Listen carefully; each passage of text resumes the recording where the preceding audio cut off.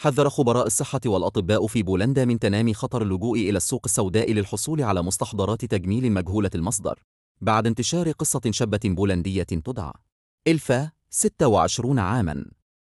تحولت حالتها إلى مثال صادم على مخاطر الحقن الذاتي غير الطبي.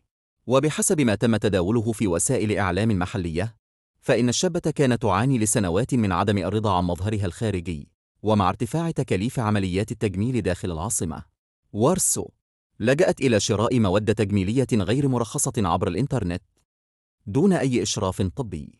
وتشير التفاصيل إلى أنها بدأت باستخدام مواد تستخدم لإذابة الدهون وحقنها بنفسها مرتين أسبوعياً، ما أدى إلى تغير ملحوظ في ملامح وجهها، قبل أن تنتقل لاحقاً إلى استخدام السيليكون غير المعتمد بهدف تعويض فقدان الحجم في الوجه.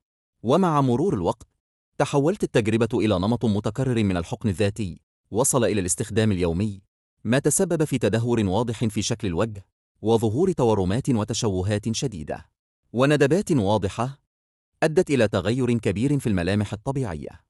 وأفاد تقرير طبي أن الحالة الحالية للشابة تعكس نتائج خطيرة لاستخدام مواد غير خاضعة للرقابة أو الفحص الطبي، حيث حذر مختصون من أن مثل هذه المواد قد تؤدي إلى التهابات عميقة ومضاعفات خطيرة قد تهدد الحياة، خاصة في مناطق حساسة مثل الوجه والعينين.